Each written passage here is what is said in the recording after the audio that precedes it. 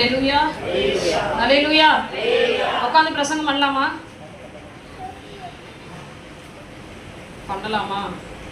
ஒரு வசனத்தை சொல்லி உங்களுக்கு நான் சொல்றேன். என்ன சொல்லியிருக்கேன்? மத்திய 5ஆம் அதிகாரம் 1ஆம் வசனம். அவர் இயேசு கிறிஸ்துவே உட்கார்ந்து மலைகள் என்ன பண்ணாரு? அவர் திரளான ஜனங்களை கண்டு மலையின் மேல் ஏறினார். அவர் என்ன பண்ணாரு? என்ன பண்ணாரு? உட்கார்ந்தார். அதனால நம்முடைய ராஜாவே உட்கார்ந்தபடினால நான் பலவீனமா இருக்கப்படினால உட்கார்ந்துக்கிறேன். நிறைய பேர் சொல்லுவாங்க, அவங்க எப்படி உட்கார்ந்து பண்ணுவாங்க, ஒரு மரியாதை இருக்கா, ஊனுவாங்க. கர்த்தர் எவ்வளவு வழியோ அதே வழி சொல்லவே மாட்டீங்க. அப்புறம் மத்திய 24 வாங்க, சீக்கிரம் வாசிங்க. 3ஆம் வசனத்தை வாசிங்க.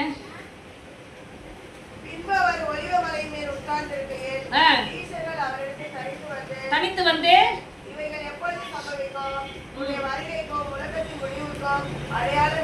ஒலிவ மலையின் மேல் என்ன பண்ணாரு? உட்கார்ந்தாதான் நல்லா ஆறாமரை பேச முடியும். பரியாசம் பண்றவங்க கூட என்ன பண்ணுவாங்க? சங்கீதம் 1ஆம் அதிகாரத்துல இருக்கு, பரியாசக்காரர் உட்காரும் இடத்தில் உட்கார்ந்தா என்ன நமக்கு ஒரு ரிலாக்ஸேஷனா, இன்னும் ரொம்ப நேரம் பேசலாம் அப்படின்ட்டு. அதனால இன்னைக்கு உங்களுக்கு பிரியாணி இருக்குனால உங்களுக்கு ரொம்ப நேரமா பேசதான் போறேன். நான் நீங்க எவ்வளவு காய்கறிகளும் எனக்கு தெரியாது. பாவம் பிரெக்னெண்டா வேற மகள் இருக்கா. கர்த்தர் உங்களை ஆசீர்வதிப்பார். ஹalleluya. வாங்க நம்ம செய்திக்குள்ள போகலாம். போன வாரம் பார்த்த செய்தியை நம்ம பாதி விட்டுட்டோம். கொஞ்சம் பலவீனமா இருக்கிறபடினால தான் ஆண்டவர் என்னை மன்னிப்பாராங்க. வெளிப்படுத்தலின் விசேஷம் 21ஆம் அதிகாரத்தில் 8ஆம் வசனத்தை யாராவது வாசிங்க.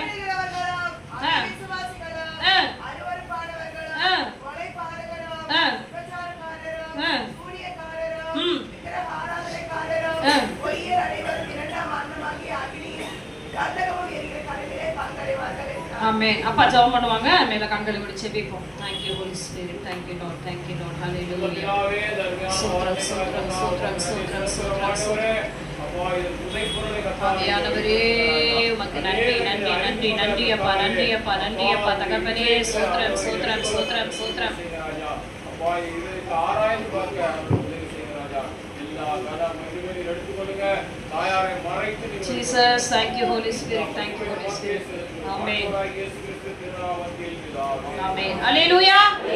வெளிப்படுத்தலின் விசேஷம் நம்முடைய இரவு ஜெபத்திலே நீங்க தொடர்ந்து வாசிட்டு வரீங்க. அன்பின் சீசனாகிய யோவானுக்கு எழுதினதான ஆண்டவர் வெளிப்படுத்தினதான ஒரு வெளிப்படுத்தின விசேஷம். அவருக்கு எந்த இடத்துல இவ்வளோ ரகசியங்கள் ஆண்டவர் வெளிப்படுத்தினார் அப்படின்னா, பத்மு என்னும் தீவில, ஒரு தீவுல இருக்கும்போது, அதுவும் எந்த நாள்? ஞாயிற்றுக்கிழமை தான், கர்த்தருடைய நாள்ல அவரை ஆவிக்குள்ளாய் மாற்றி ஆண்டவர் சகலுக்கு வெளிப்படுத்துகிறாரு.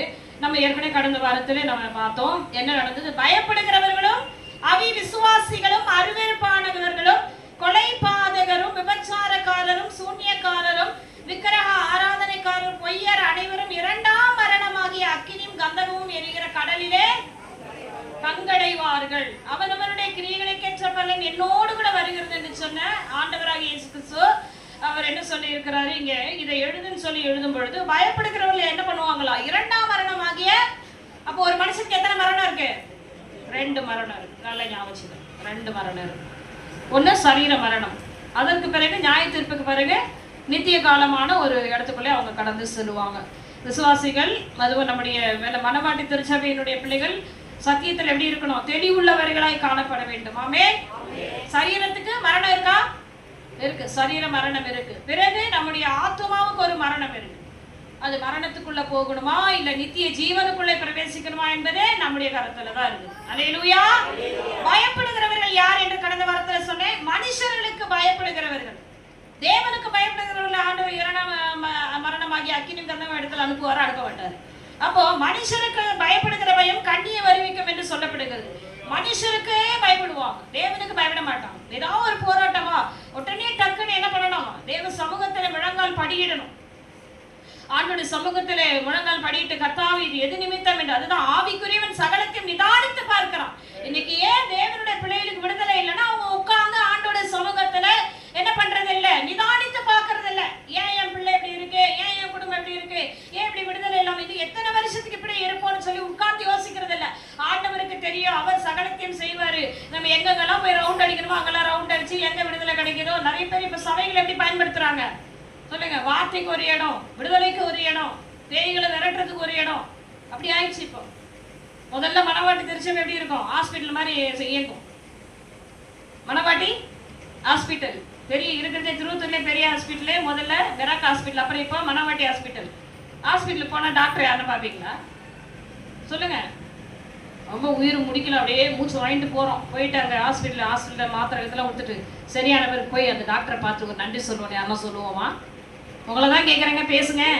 அதே தான் இந்த மணவாட்டி திருச்சபைக்கு நடக்கும். வருவாங்க, விடுதலை பெற்றுக் கொள்ளுவாங்க. இந்த சபை எங்க இருக்குன்னே தெரியாது. ஒரு சகோதரி கூட சொல்லுவோம், பேய் பிடிச்சா அங்கே போய்க்கிறேன், அது வரைக்கும் நான் ECIக்கு போய்க்கிறேன் அப்படின்ட்டு. கவனிங்க பிரியமானவர்களே, கடைசி காலத்துல இருக்கிற நீங்க சகலத்தையும் நிதானித்து பார்க்கிறவர்களா இருக்கணும். மனுஷனுக்கு ஏன் பயப்படணும்? ஆண்டவர் சொல்லியிருக்கார், நாசிலே சுவாசம் உள்ள மனுஷனை நீ நம்புவதை பார்க்கிறோம் கர்த்தர் பேரில். அப்பப்ப சொல்லுவேன், ஆண்டவர் என்னை ஏன் கொடுத்துங்க, நீ தான் வேணும். எனக்கு ஏன் இந்த சபையை கொடுத்தீங்க, என்னால என்ன செய்ய வேணும், நீ தான் வேணும். அவர் பாத்தீங்களா, நம்ம நினைக்கிற மாதிரி இல்ல. நம்மளை குறிச்சு ஆண்டவர் நம்ம நினைத்து கொண்டு இருக்கிற மாதிரி இல்ல. கர்த்தர் நம்மை குறித்து பெரிய காரியங்களை அவர் வைத்திருக்கிறார். ஒண்ணு நீதாமா வேணும், நீதான் வேணும். நீ லேட்டா செஞ்சாலும் பரவாயில்ல, நீ வா. அதுக்கென்ற ஆட்களை கொண்டாடுங்க. இவ்வளவு ஆச்சரியமா இருக்குது. பீட்டர் வந்து அவங்க அப்பா வந்து 2-3 தடவை ஃபோன் பண்ணிட்டாரு, என்னங்க எப்போ போலாங்க எப்போ போலாங்க. இதுவரை எனக்கு சொன்ன ஆண்டவர், இது என்ன, இது மிராக்கல் என்னுடைய வாழ்க்கையில. சபையை குறித்து ஃபோன் பண்ணி விசாரிக்கிறதுக்கு இதுவரைக்கும் யாரும் கிடையாது. பள்ளிமன்றத்துல இருந்து சொல்றேன், இது என்ன மிராக்கல் இந்த வருஷம். ஆண்டவர் சொல்றார், மிராக்கல் ஏஞ்சல் வந்ததுனால மிராக்கலா தான் இருக்கும், எல்லாமே மிராக்கலா தான் இருக்கும். ஏன்னா சபையை குறித்து விசாரிக்கிறதுக்கு ஆட்கள் இல்லை. ஒன்னும் நீங்க செய்ய வேண்டாம், ஒரு விசாரிக்கிறதுக்காவது என்ன நடந்தது, என்ன அடுத்தது என்ன பண்ண போறீங்க. ஒரு ஊழியத்துக்கு போயிட்டு வந்தீங்களே, நல்லபடியா போயிட்டு வந்தீங்களா, கர்த்தர் பயன்படுத்தினாரா. இதுதான் ஒரு சபையினுடைய ஐக்கியம். நாங்க வீட்டிலேயே குடும்பத்திலேயே ஐக்கியமா இருக்க மாட்டோம். எப்படி நாங்க சபையில ஐக்கியமா இருப்போம்ட்டு நிறைய பேர் உட்கார்ந்துருக்கீங்க. ஆனால் கர்த்தர் சீக்கிரமாய் வரப்போகிறார். அல்லேலூயா. மனுஷனுக்கு பயப்படுகிறவர்கள் எங்க போவாங்களா? 2ஆம் மரணமாகிய அக்கினியும் கந்தகம் எரிகிற கடலிலே பங்கடைவர். அடுத்தது அவிசுவாசி, கர்த்தருடைய வார்த்தையை விசுவாசிக்காதபடிக்கு தங்களுடைய சுய எண்ணங்களை விரும்புகிற மனுஷர்கள். ஆண்டவர் சொல்லுறது அப்படிதான். அவரு நம்முடைய எலக்ட்ரிக் ஸ்கூல்ல சார் வந்து கரஸ்பாண்ட் சார் கிட்ட ஒரு 5 வருஷத்துக்கு முன்னாடி பாத்தீங்கன்னா ECI சர்ச்சில் ஒரு கரஸ்பாண்ட் அவர்கிட்ட போய் ஜோமனை கூப்பிட்டார். டீச்சர்ஸ் எல்லாம் ப்ரேயர் பண்றதுக்காக கூப்பிட்டு போகும்போதெல்லாம் ஆண்டவர் பேசுவார், மாடே உனக்கு முழு நேரம் ஊழியத்துக்கு பயன்படுத்திப்பாரு. ப்ரேயர் முடிச்சுட்டு வந்தோடனே என்னை பயங்கரமா மூக்கு உடைப்பார். என்னங்க ஆண்டவருடைய பேசுறாரு, கர்த்தருடைய வார்த்தையாங்க, நான் எங்க ஊழியம் செய்ய போறேன்.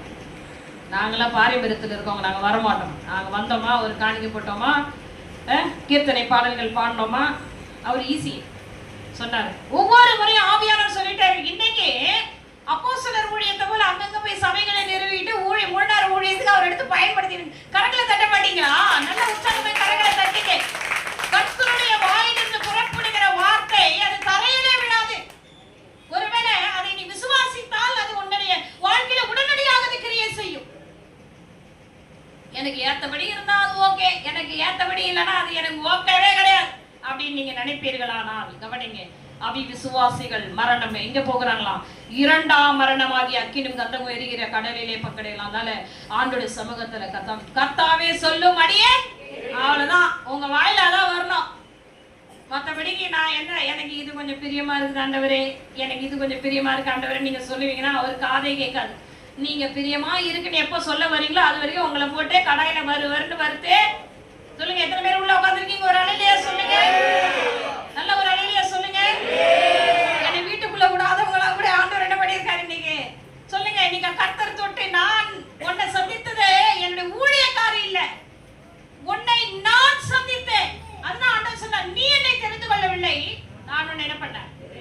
எங்க இருக்க அந்த வசனம் சொல்லுங்க பாப்போம்.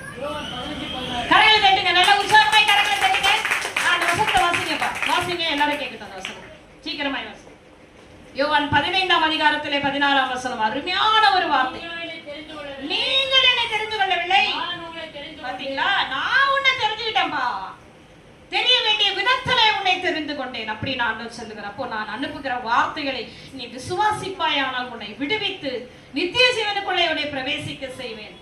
சரீர மரணத்தை மட்டும் தான் நீ சந்திப்ப, அதுக்கடுத்து உன் ஆத்துமா நித்திய காலமாய் பரலோக ராஜ்யத்துக்குள்ளே என்னை துதித்து ஆராதிக்கும்படியே உன்னை எடுத்து பயன்படுத்தி. ஒரு அலையிலேயே சொல்லுங்க. அருவருப்பானவர்கள், கர்த்தருக்கு அருவருப்பானதே எது?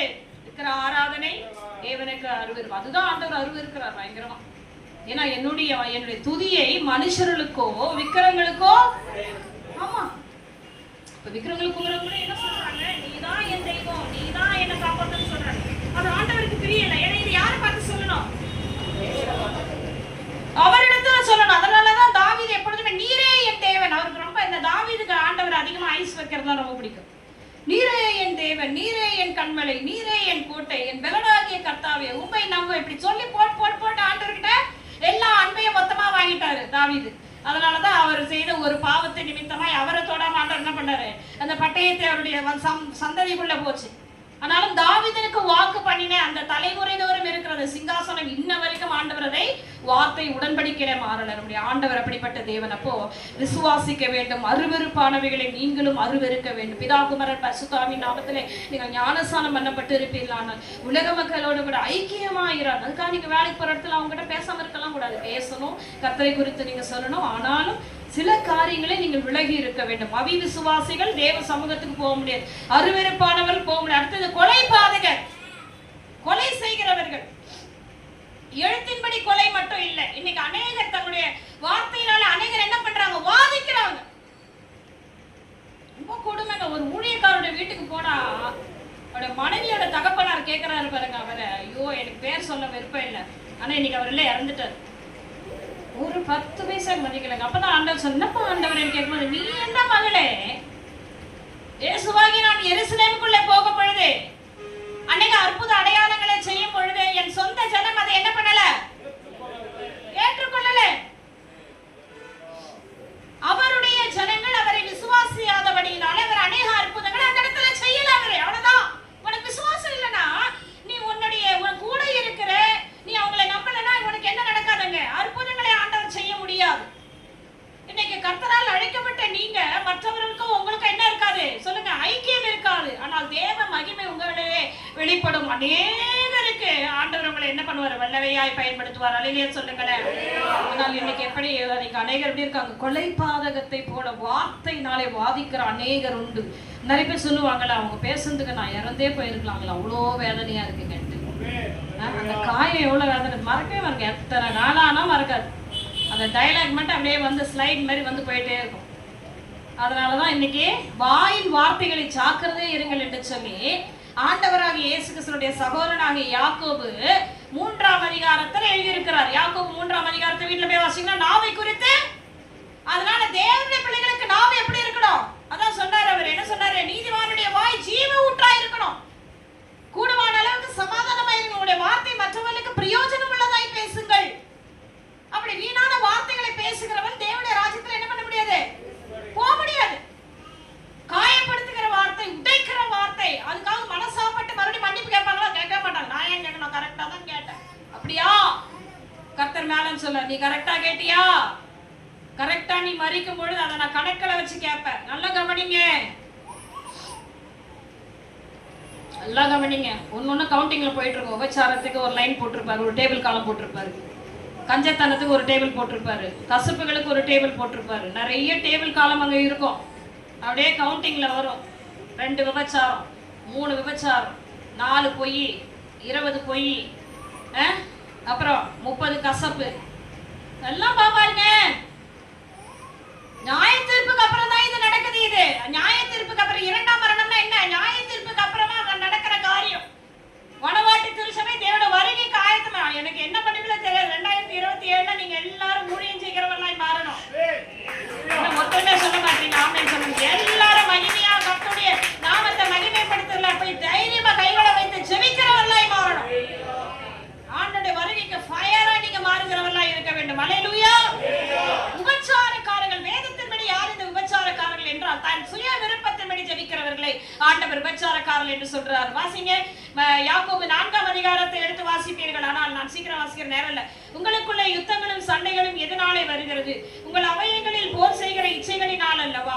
நீங்கள் இச்சித்தும் உங்களுக்கு கிடைக்கவில்லை, நீங்கள் கொலை செய்தும் பொறாமையுள்ளவர்களாய் இருந்தும் அடையக்கூடாமல் போகிறீர்கள். நீங்கள் சண்டையும் யுத்தமும் பண்ணியும் நீங்கள் விண்ணப்பம் பண்ணாமல் இருக்கிறதுனாலே உங்களுக்கு சித்திக்கிறதில்லை. நீங்கள் விண்ணப்பம் பண்ணி உங்கள் இச்சைகளை நிறைவேற்றும்படி செலவழிக்க வேண்டும் என்று தகாத விதமாய் விண்ணப்பம் பண்ணுகிறபடினால் பெற்றுக்கொள்ளாமல் இருக்கிறீர்கள். அடுத்த சொல்றார், விபச்சாரிகளே, உலக சிநேகம் தேவனுக்கு விரோதமான பகை என்று அறியீர்களா? எத்தனை பேருக்கு காது கேக்குது? சுய விருப்பத்தின்படி ஜெபிக்கிறது ஆண்டவருடைய பார்வையில் எப்படி இருக்காது, விபச்சாரம் பண்றதா இருக்கும்.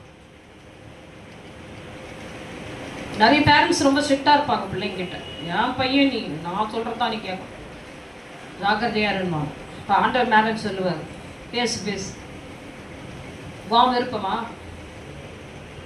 உன் பிள்ளைன்னு யார் சொன்னது? உன் பொண்ணுன்னு யார் சொன்னது? நல்ல கவனிங்க. எத்தனை பேர் குழந்தைங்க இருக்கு? கரங்களை வைத்து காட்டுங்க. வாய்த்து சொல்லுங்க எல்லாரும். என் பிள்ளை இல்லை, என் பிள்ளை இல்லை. சும்மா மனசளவுல சொல்லக்கூடாது. எல்லாம் நல்ல இருதயத்தின் ஆழத்துல இருந்து சொல்லுங்க. ஆமா, அவர் கொடுத்த பிச்சை. நான் பேசும்போது ஆண்டவர் சொல்லுவார், நிறைய ஆடியோ கேட்டிருங்க. நீ மலடி என்று சொல்லப்படாதபடிக்கு உனக்கு ஒரு குழந்தைய கொடுத்து. எப்படி தாக்குறாரு பாருங்க, எப்படி சொல்றாரு பாத்தீங்களா? நீ மலடி என்று அநேகரால் சொல்லக்கூடாதபடிக்கு உனக்கு குழந்தைய கொடுத்த. அந்த குழந்தை இல்லைன்னா என்ன நிலைமை? தனியா இருக்கவங்களுக்கு அந்த கஷ்டம். உன் பிள்ளை கிடையாது, தேவனுடைய பிள்ளை. அந்த பிள்ளைகளை நடத்த வேண்டிய வழியிலே நடத்தி அவர்களை ஒப்படைச்சு, அதுதான் அங்க பொறுப்பு. ஒரு அலையிலேயே சொல்லுங்க. இன்னைக்கு ரொம்ப தூரம் விட்டுட்டு இன்னைக்கு உட்கார்ந்து இருக்கிறோம். ஐயோ நம்ம விட்டுட்டோமே.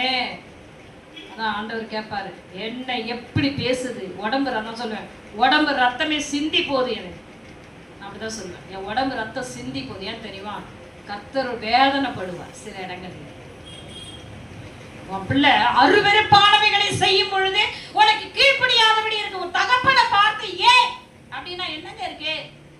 ஒரு தாய் கருவில சுமந்த அவ்வளவு வேதனை பெற்றெடுத்த பிள்ளைக்கு கூட கூட அந்த குழந்தை பேசுச்சுன்னா எவ்வளவு வேதனை தெரியுமா? ஆண்டவர் கிளியரா கேட்பாரு, நீ வளர்த்தது சரியில்லை, உனக்கு குழந்தை கொடுத்த ஒழுங்கா நடக்க வேண்டிய விதத்துல ஒழுங்கா நடத்தினியா? அதுக்குதான் நான் உங்களுக்கு சொல்றேன். ஆண்டவர் நான் பார்த்துட்டு இருக்காருன்ற அந்த பயத்தை பிள்ளைகளுடைய இருதயத்துல நீ விதைச்சது, அது எங்க போனாலும் ஆண்டவருக்கு பயந்து நடக்கும். ஒரு அலையிலேயே சொல்லுங்க, அலையிலுயா. கர்த்தருடைய கண்ணு உன்னை பார்த்துட்டு இருக்குடா, நீ சொல்லிட்டாலே போதும். அவன் எங்க போனாலும் சுத்தி பரலோகத்து வானத்தை தான் பார்ப்பான். என் ஆண்டவர் எங்க இருக்காரு சொல்லுங்க.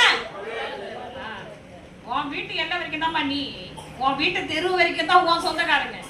அந்த தெருவுல பஸ் ஏற வரைக்கும் தான் உனக்கு தெரிஞ்சவங்க. அதுக்கு அடுத்தது காடு கடந்து போனா எப்படி இருக்கும் சொல்லுங்க, சொல்லுங்கப்பா. பிள்ளைகளிடத்திலே கர்த்தருடைய கண் உன்னை பார்த்துக்கும், பேச்சிலும் வார்த்தையிலும் ஜாக்கிரதை உள்ளவர்களா இருக்க வேண்டும் என்ற அந்த கர்த்தரை குறித்த பயத்தை நீ விதைப்பாயல். இப்போ இங்க விபச்சாரர்கள் யார் என்றால் சுய விருப்பத்துக்காய் ஜெபிக்கிறவர்களை ஆண்டவர் சொல்றார், வா சுய விருப்பத்துக்காக நீ ஜெபிக்கிற, அது எனக்கு அருவருப்பாய் இருக்கிறது. கிளியரா இருக்குதுங்க, கிளியரா இருக்குது. ஆண்டவர் நல்லவர். எத்தனை பேர் ஆமென் ஒத்துக்கிறீங்க?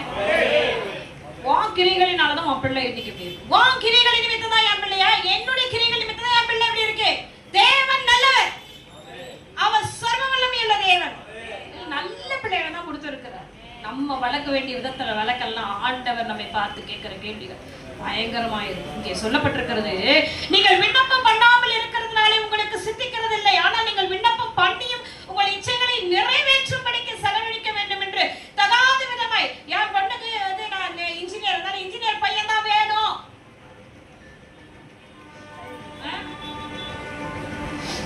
நம்ம பாப்பா வந்து எப்பயுமே சொல்றேன், எனக்கு கமலஹாசன் சகப்பா இருந்தா தான் நான் கல்யாணம் பண்ணி போயிட்டு.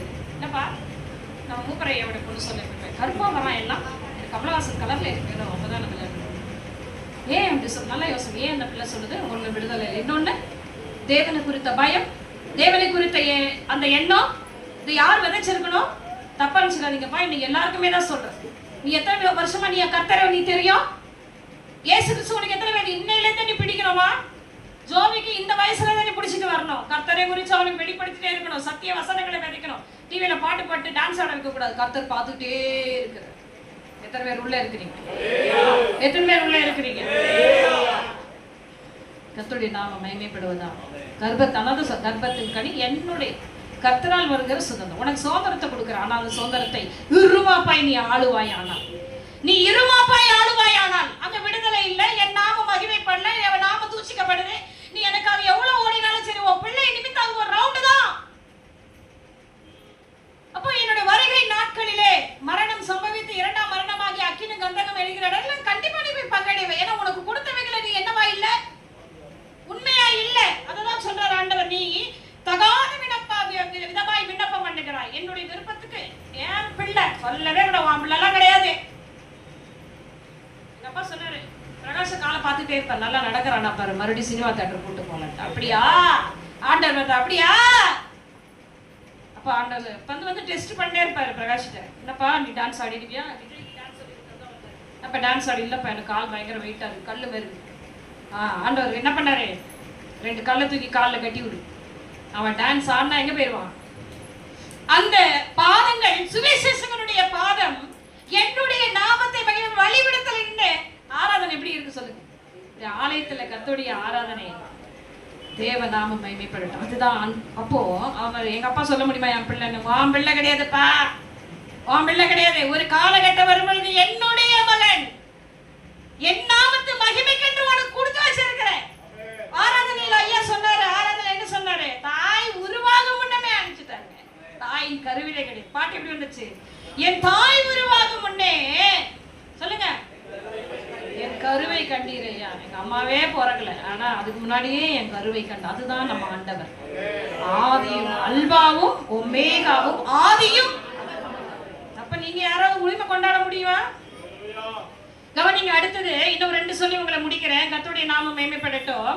அடுத்தது விபச்சாரக்காரருக்கு அடுத்தது சூனியக்காரரோ விக்கிரக ஆராதனைக்காரரோ. சூனியம். நீங்க நிறைய பேர் நினைப்பாங்க மந்திரவாதி கிட்ட போய் சூனியம் வச்சாதான் சூனியம். அப்படி கிடையாது. நீ போய் போட்டு கொடுத்தாலே எங்க சூனியம் ஆரம்பிக்குது. இந்த கலகம் பண்றாங்க பாருங்க, அது மாதிரி ஒரு சூனியம் கிடையவே கிடையாது. கலகம். இன்னைக்கு எல்லாத்துக்கும் தொலைபேசி வந்துருச்சு. அன்னைக்கு டக்குன்னு ஃபயர் மாதிரி பரவுது. அவங்க இப்படி சொல்லிட்டாங்க, 2 செகண்ட்ல அவங்க அங்க இருந்து போன் கால் வரும். இப்பதானே நான் வெளிப்படுத்தினேன், இப்பதானே சொன்னேன். அப்படிலாம் கிடையாது. இன்னைக்கு எப்படி போகுது சொல்லுங்க? சத்துரு எவ்வளவு வேகமா கிரியை செய்யறான் பாத்தீங்களா? தேவனுடைய பிள்ளையாகி நீ ஆவிலே விழித்திராமல் போகிறபடினால உனக்குள்ளே கலகத்தை விதைத்து ஆண்டவர் அங்க வேதனைப்படுறாரு. யோசனை பண்ணிப்பாரு. கர்த்தருடைய ஆவியானவர் அங்க விசனப்படுகிறார். ஒரு ஊழியக்காரர் அதான் ஒருத்தர் சொல்றாரு, ஐயோ இப்படி பண்ணிட்டானா அப்படின்னு சொன்னாலே போதும், உள்ள உடனே அவ்வளவுதான், முடிஞ்சு போச்சு. ரொம்ப வேதனைப்படுவாராம். நம்ம வாயில என்ன வரக்கூடாதா? அவன் இப்படி பண்ணிட்டானான்னு கூட நீ சொல்லக்கூடாது. உனக்கு எந்த உரிமையும் கிடையாது. ஒருவனை நியாயந்திருக்கிறதுக்கு உனக்கு உரிமை கிடையாது. ஒருத்தவங்களை குறித்து பேசுகிறதுக்கு உனக்கு உரிமை கிடையாது. உன் காரியங்கள் என்னவோ, கர்த்தர் உனக்கு என்ன அழைப்பு கொடுத்திருக்காரோ, தேவன் உன்னை குறிச்சு என்ன திட்டம் வச்சிருக்காரோ, நீ அதை தான் யோசிக்கணும், அதை தான் பேசணும். தொலைபேசியை எடுத்தா கூட பாப்பாரு, மெசேஜ் அனுப்பிச்சா கூட ஆண்டவர் பாப்பாரு. எத்தனை பேர் ஆமேன்னு சொல்றீங்க? சில காரியங்கள்லாம் பிலிமினஸ்டர் மெசேஜ் அனுப்புவாங்க, ஆண்டவர் அன்னைக்கு நைட்டு பேசுறாரு. அப்ப சொல்லுவாங்க, ஐயோ மெசேஜை கூட பார்த்துங்கிறாரு. பாதாளத்துல படுக்கை போட்டால் கூட அவருடைய கண் என்னை பார்க்கும். ஏன்னா 139ஆம் சங்கீதத்துல தாவீது அப்படிதான் பாடி இருக்கார். 139ஆம் சங்கீதத்துல என்ன இருக்கு? பாதாளத்துல படுக்கை போட்டாலும் அங்கேயும் எங்கேயும் குணமாட்டீங்க. ஏன்னா என்னை முன்குறித்தபடி நல்லப்போ கவனிங்க பிரியமானவர்களே. அடுத்து சூனியம் என்பது கலகத்துக்கு ஒப்பா இருக்கிறது. ஆனா இன்னைக்கு ரொம்ப தைரியமா பண்றாங்க. சிபிஎம் சர்ச்சில் இருக்கவங்க ஐயா கோச்சு கூட சிபிஎம் சர்ச்சில் இருக்க ஒரு சகோதரி நம்ம சபைக்கு வருவாங்க. அவங்க சர்ச்சில் போறவங்க ஒருத்தவங்க சொல்லியிருக்காங்க, நீங்க எங்க போனாலும் சரியாவதுங்க, உங்க பொண்ணுக்கு அந்த பையனை வசியம் பண்ணி தான் ஆகணும் அவங்க மாப்பிள்ளை. அதனால நான் உங்களை கூட்டு போறேன், ஒரு இடத்துக்கு கூட்டு போயிருக்காங்க. எங்க தெரியுமாப்பா? ஒரு கோஷிக்கா இருக்காங்கல்ல, அவர் குறி சொல்லி எழுச்சி மேல கொடுப்பாரு. யார் போயிருக்கா? எந்த சபையை சேர்ந்த போயிருக்காங்க? சொல்லுவாங்க சீக்கிரமாடி ஏடி அவங்க தான் டைரக்டா இயேசுவை பார்க்க முடியணும், சியோமலைக்கு ஏற முடியணும். ஆனா அந்த சபையில இருந்து மூன்றாக கட்டப்பட்ட ஜனங்களுடைய எண்ணங்கள் எப்படி இருக்கு சொல்லுங்க? கர்த்தர் எப்படி செய்வாரா? லேட்டா செய்வார். ஏன் லேட்டா செய்யறாரு? 4 சுவிசேஷ புஸ்தகத்திலோ 38 வருஷமாய் வியாதியா இருந்த மனுஷனை ஆண்டவர் தேடி போய் உடனே எழுந்திரு, படுக்கை எடுத்துக்கொண்டு நடன்னு சொன்ன தெய்வம். குருடனை கண்களை உடனே தொட்டாரு, குசரோகிகளை உடனே தொட்டாரு, பாடையை கட்டு உடனே எழுப்பினார். போயிட்டு அடுத்த வாரம் வா, 10 வாரம் கழிச்சு வான்னு சொன்னாரா? நான் ஒரு பாஸ்டர் சொல்லி வேதனை பண்ணிட்டு இருந்தேன். அப்ப அந்த பாஸ்டர் சொன்னேப்பா சர்ச்சுக்கு வராங்க, விடுதலை போயிடுறாங்க. அப்போ சொன்னாரு, சும்மா அப்படி கட்டி அனுப்பு ஆவியை. அந்த ஆவி என்ன பண்ண? இயேசு நாமத்தோட கட்டுற அடே லேசாடி சொல்லிட்டுன்னா அவங்க என்ன பண்ணுவாங்க? 7 வாரம் 8 வாரம் சொன்னேன். இனிமே நான் உன்னை பார்த்ததே, நான் உங்ககிட்ட பேசுறதே நீ என்ன பண்ணக்கூடாது, ஞாபகம் வச்சே கூடாது. நான் சொன்னேன், என் ஆண்டவர் அப்படிப்பட்ட தெய்வம் இல்லை. இன்னொன்னு தெரியுமா? விடுதலை கொடுத்தவருக்கு எப்படி கலெக்ஷன் பண்ணணும்னு தெரியும்.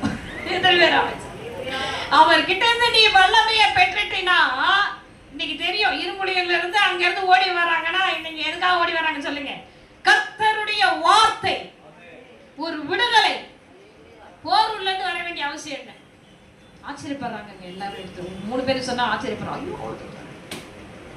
கர்த்தர் என் ஆண்டவர் என்னை தெரிஞ்சுக்கிட்டார். அந்த தாகத்தோடு தானே வரீங்க? அப்படிதான் நான் விசுவாசிக்கிறேன். அந்த தாகம் புரியுதுங்களா உங்களுக்கு? எத்தனை பேர் புரியுது? ஒரு அலையிலேயே சொல்லுங்க. அல்லேலூயா. இப்போ போவது, அப்படி செய்துகிறவர்கள் எங்க போவாங்க? அடுத்தது விக்கிரக ஆராதனை என்பது எழுத்தின்படி இங்க சிலை நமஸ்காரம், அதை நம்ம செய்யறது கிடையாது.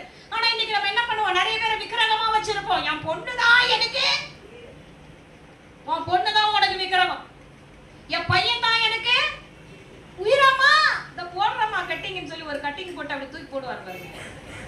ஏன்டா இன்னும் என் கூட இருக்கிறன்ற அளவுக்கு ஆண்டவர் வரைக்கும் வச்சிருவாரு. விக்கிரக ஆராதனை என்பது தேவனுடைய பிள்ளைகளுக்கு எது என்றால், உன் கணவன் உன் பிள்ளை எதுவாய் இருந்தாலும் கிறிஸ்துவை காட்டிலும் நீ முன்ன வைத்து நேசிப்பாய். ஆனால் எத்தனை பேர் உள்ளே இருக்கிறீங்க? யாரெல்லாம் அந்த லைன்ல வந்து தெளிவாயிட்டீங்க? எத்தனை பேர் ஆண்டவர் பிரிச்சு எடுத்திருக்கிறாரு? அல்லேலூயா! நல்ல ஒரு சத்தம் அல்லேலூயா சொல்லுங்க. நீங்க தான்ப்பா எனக்குன்னு சொல்றீங்கன்னா நம்ம பொண்ணு நம்ம பக்கத்துலயே இருக்கோம்ப்பா, நீங்க தான்ப்பான்னா என் பையன் என் பின்னாடியே வருவோம். இல்ல எனக்கு பிள்ளைதான் முக்கியம்னா என்ன ஆகும்? அது எட்டி எட்டி உதச்சி நீ வெறுக்கடிக்கிற அளவுக்கு செய்து உன் அன்பை ஆண்டவர் அள்ளி அப்படியே வாங்கி. அதுதான் சொல்றேன். பக்கத்துல கைப்பிடி சொல்லுங்க, உடம்பு நோவாம அவர்கிட்ட வந்துருங்க, உடம்பு நோவாம அவர்கிட்ட வந்துருங்க. கர்த்தருடைய நாமம் சத்தியத்தை அறிந்து கொள்ளணும். எழுத்தின்படி விக்கிரகம் அல்ல, ஒரு மனுஷனை நீ அதிகமாய் நேசிப்பாயானால் அவன் நிமித்தமாய் வருகிற காயங்களை நீ கண்ணீர் வடிப்ப ஆண்டவர் காட்டுவார். அவன் யார் என்பதை உனக்கு வெளிப்படுத்துவார். உன் பிள்ளை யார் என்பதை உனக்கு வெளிப்படுத்துவார். உன் கணவன் யாரு, உன் மனைவி யாரு, உன் தாய் தகப்பன் யாரு. தாய் தகப்பன் யாரையும் பார்க்க கூடாது. என்னங்கய்யா உடல் ஊழியக்காரையா? தாய் தகப்பெல்லாம் கிடையாது. கர்த்தரே உனக்கு தாய் தகப்பன். எத்தனை பேர் ஆமென் சொல்றீங்க? கரங்களை உற்சாகமாய் தட்டி தேவ நாமத்தை மகிமைப்படுத்துவோம். அல்லேலூயா! அவர்தான் அவஸ்தை, அது கர்த்தர்தான் எல்லாமே. அப்ப எல்லாம் தானா வரும் பின்னாடி. விக்கிரக ஆராதனைக்கால் பொய்யர். அடுத்தது பொய் சொல்லுகிறவர்கள். உள்ளதை உள்ளதென்றும் இல்லதை இல்லதென்றும் சொல்லுங்கள், மிச்சது தீமையினால் உண்டாயிருக்கும் என்று ஆண்டவராகிய இயேசு சொன்னார். நீ வாயை திறந்தா பொய். ஆண்டவர் பார்த்துட்டே இருக்காரு. வாயின் வார்த்தைகள் எங்க இருக்கு சொல்லுங்க, எங்க இருக்கு? சூப்பரா இருந்தது. நான் இன்னும் ப்ரொஜெக்டருக்காக ஜோம் பண்ணிட்டு இருக்கிறேன். இதெல்லாம் தரையெல்லாம் போட்டு ப்ரொஜெக்டர் வாங்க போறேன். நல்லா ஜோம் பண்ணிக்கிங்க. ஆண்டுடைய நிறைய படங்கள் இருக்கு ஆவிக்குரிய தன்மைகள், அதை எடுத்துட்டு வரணும் உங்களுக்கு. பேதுரு 5ஆம் அப்போஸ்தலர் நடவடிக்கைகள் 5ஆம் அதிகாரத்துல நடந்த சம்பவத்தை ஒரு கிளிப்ல பார்த்தேன். பயம் அலறிட்டேங்க நானு. அனனியா என்னும் பேருள்ள ஒருவனும் அவருடைய மனைவியாகிய சபிராலும் தங்கள் காணியாட்சியை விற்றார்கள். அப்போஸ்தலர்களுடைய நாட்களிலே ஆண்டவர் சீக்கிரமாய் வருவார்னு சொன்னபடினால் தங்களுடைய சொத்துக்களை எல்லாம் வித்து அப்போஸ்தலர் பாதங்களை வச்சுட்டாங்க. வச்சு எல்லாரும் அங்க யாரும் ஒரு ஏழை இருக்கக்கூடாது என்பதற்காக என்ன பண்ணாங்க? எல்லாரும் சமமாய்ப்படுத்தி வச்சுட்டாங்க. இப்போ பேதுரு உட்கார்ந்துருக்காரு. அனனியா என்னும் பேருள்ள ஒருவனும் அவருடைய மனைவியாகிய சபிராலும் தங்கள் குடும்பத்தை காணியாட்சி விற்றாங்க. அடுத்து தன் மனைவி அறிய என்ன பண்ணா? அவன் ஒரு கிரயத்துல ஒரு பங்கை வஞ்சித்து வைத்து ஒரு பங்கை கொண்டு வந்தான். அப்போ கணவன் மனைவி பேசிக்கிறாங்க. என்ன பேசிக்கிறாங்க? இன்னைக்கு தசமபாகம் இந்த வாரம் கொடுக்க முடியாது, இந்த மாசம் கொடுக்க முடியாது, கம்மியா தான் இருக்குது, என்ன பண்ணலாம்? சரி கொடுக்கலாம், விடுங்க, அடுத்த வாரம் கொடுத்துக்கலாம். ஆண்டவர் கேட்டுட்டே இருக்கிறார். அப்படியா? நிறைய பேர் அதுல தவறுறீங்க. உங்களுக்கு தெரியல, அவ்வளவுதான். டீச்சர் வேலை செய்யும்போது புதிய அங்க சம்பளம் வாங்கிட்டு வெளியே வந்தனா என்னன்னா ஆண்டவருடைய கட்டளைகள் நடந்ததாலும் சாட்சி சொல்றேன். ஆனா அதுதான் ஆண்டவர்கிட்ட கேட்கிறேன். நான் உங்களுக்கு கரெக்டா படிச்சேன். எனக்கு வந்த பிள்ளைங்க ஏன் இப்படி இருக்கிறாங்க? ஆண்டவரை நிர்விசாரம். உன் கைகளில் இன்னைக்கு நீ காசை பாக்குறேன்னா அது தேவன் உனக்கு கொடுத்த பெலன். பேதுரு உட்கார்ந்து இருக்காரு. இவங்க கணவன் மனைவி பேசிக்கிறாங்க. என்ன பேசுறாங்க? அறியா தான் சொல்லப்பட்டது. தன் மனைவி அறிய அவன் கிரயத்தில் ஒரு பங்கை வஞ்சித்து வைத்து ஒரு பங்கை கொண்டு வந்து அப்போஸ்தலருடைய பாதத்தில் வைத்தான். பேதுரு பார்க்காத, அவனுக்குள்ள இருக்கிற ஆவியானவரை நீ பாரு. பரிசுத்த ஆவியானவர் உள்ள இருக்காரு. நீ பேசுறதுக்கு முதல்ல சொல்லுவார் ஆண்டவர், இவன் பொய் சொல்றா. பேசுவாருங்க, உண்மையாதாங்க சொல்றேன். வலிபத்துல சொல்ற பொய் சொல்றேன். நீங்க பேசுறவங்களை பேசும்போது அவர் காதல வார்த்தைகள் வந்துட்டே இருக்கும். பேதுரு அவனை நோக்கி, அனனியாவே, நிலத்தின் கிரயத்தில் ஒரு பங்கை வஞ்சித்து வைத்து பரிசுத்தாவிடத்தில் பொய் சொல்லும்படி சாத்தான் உன் இருதயத்தை நிரப்பினது என்ன? அதை விற்கும் முன்னே அது உன்னுடையதாய் இருக்கவில்லையோ? அதை விற்ற பின்பும் அதன் கிரயம் உன் வசத்தில் இருக்கவில்லையோ? நீ உன் இருதயத்தில் எப்படிப்பட்ட எண்ணம் கொண்டது என்ன? நீ மனுஷிடத்துல அல்ல தேவனிடத்துல. அவங்களை பொறுத்த வரைக்கும் என்ன? ஊழியக்காரன் தானே, அப்போஸ்தலர் தானே, அவங்ககிட்ட கொடுத்துட்டு போயிடலாம் இருக்குது அப்படின்னு சொன்னா. ஆனா அவருக்கும் அவனை பேதுருக்குள்ள இருக்கிறவர் யாரு? வல்லமையின் பரிசுத்த ஆவி. அவன் கைகள் எவ்வளவு நீ சம்பளம் வாங்குற? சம்பளம் எவ்வளவு? பொய் பொரட்டு. ஆண்டவர் தான் உனக்கு கொடுக்கிறார். அதை முதல்ல மனசுல வச்சுக்கிட்டு, கர்த்தர் உன்னை கொடுக்கிறார், நினைத்தருளி உனக்கு கொடுக்கிறார். ஆனா ஆண்டவர் சொன்னி கொஞ்சத்திலே உண்மையா இல்ல, 1000 ரூபாய் கொடுக்கறதுக்கு நீ அழுகுற. உங்ககிட்ட எப்படி நான் 10 கோடி கொடுப்பேன்றாரு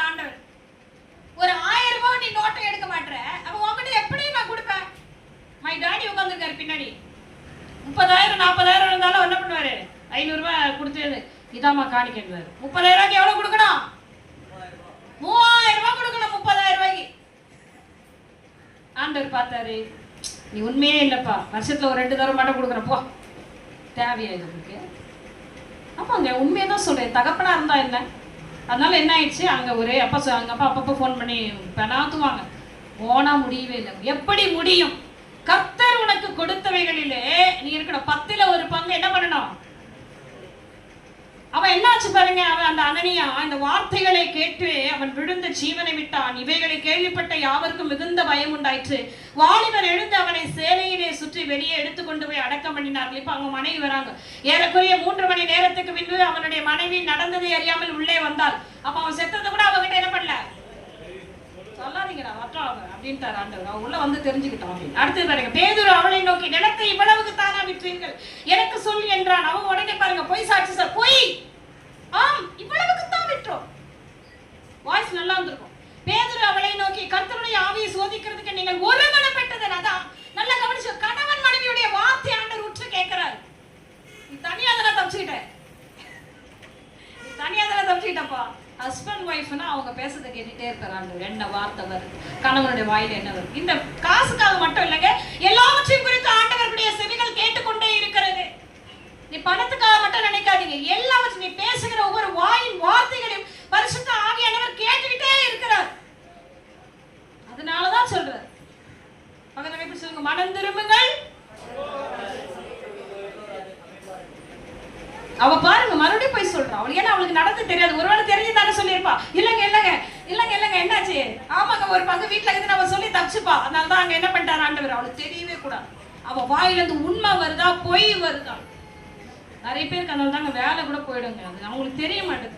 வேலை போயிடும், வேலையில பிரச்சனை இருக்கும். அங்க ஒரு கண்ணி ஆண்டவர் வச்சிருவார், உன்னை போட்டு குத்திக்கினே இருக்கும். சுருக்கு சுருக்கு சுருக்கு சுருக்கு இருக்கும். தாய் தகப்பனுக்கு கொடுக்கலன்னா நீ ஹாஸ்பிட்டல்ல தான் போய் கொடுக்கணும். 30,000 40,000.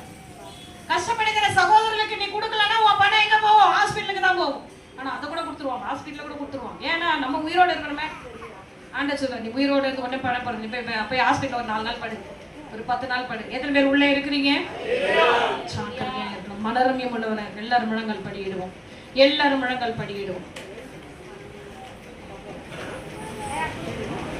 மறுபடியும் அவள் பொய் சொன்ன உடனே அங்கே அவளும் மரணத்துக்குள்ளானாள் என்று வேதம் சொல்லப்படுகிறது.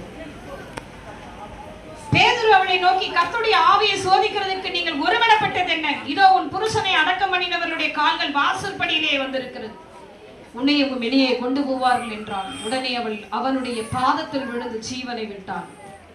ரொம்ப கொடுமைங்க. பொய்யர், விக்கிர ஆராதனைக்காரர், கொலைபாதகர்,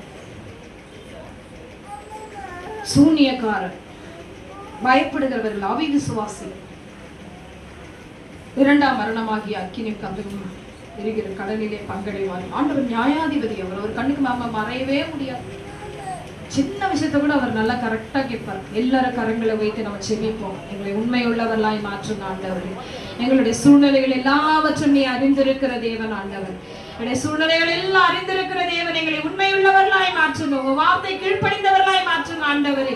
எவைகளில் குறை என்பதை நாங்கள் ஆராய்ந்து பார்த்தவர்களை சரி செய்து கொள்ள கர்த்தருடைய ஆவியானவர் எங்களை ஆண்டவரை சுத்திகரிப்பீராக ஆண்டவரே. உடைய வார்த்தையின்படி ஜீவிக்கிறவர்களாய் மாற்றுங்க ஆண்டவர். சத்தியத்தை அறிந்து கொள்ளுங்கள். அந்த சத்தியம் தான் என்னை குறித்து சாட்சி கொடுக்கணும்னு சொல்லி இருக்கிறார். சகலத்தையும் பார்க்கிற வார்த்தையில அவர் மகிமைப்பட்டு இருக்கிறதே. அதுதான் வேதத்தை எடுத்து வாசிங்க. அதுதான் நம்ம போசிக்கும், நம்மை வழிநடத்தும்.